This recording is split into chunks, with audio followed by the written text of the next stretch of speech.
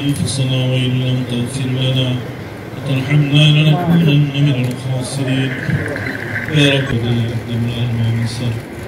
আমাদের মাঝে উপস্থিত হয়ে আল্লাহ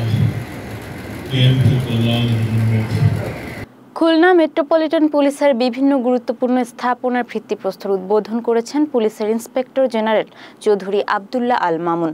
২৬ জুন বুধবার সকাল 10:30টায় নাম ফলক উন্মোচনের মধ্য দিয়ে তিনি খুলনা মেট্রোপলিটন পুলিশ লাইন্সের 4তলা অস্ত্রাগার ভবন, 6তলা মাল্টিপারপাস ভবন, 600 কেভিএ বৈদ্যুতিক উপকেন্দ্রের ভিত্তিপ্রস্তর স্থাপন, খালিশপুর থানার বড় বয়রা পুলিশ ফাঁড়ি এবং বয়রা পুলিশ লাইন্সের মাল্টিপারপাস শেডের শুভ উদ্বোধন করেন। পরবর্তীতে গণমাধ্যম কর্মীদের সঙ্গে শুভেচ্ছা বিনিময় শেষে সংক্ষিপ্ত বক্তব্য রাখেন তিনি। বক্তব্যে পুলিশের আইজি জানান, জাতির পিতা বঙ্গবন্ধু শেখ মুজিবুর রহমান তার স্বপ্নের সোনার বাংলায় জনবান্ধব পুলিশের যে স্বপ্ন দেখেছিলেন তার বাস্তব রূপ দিতে চায় তার বাহিনী।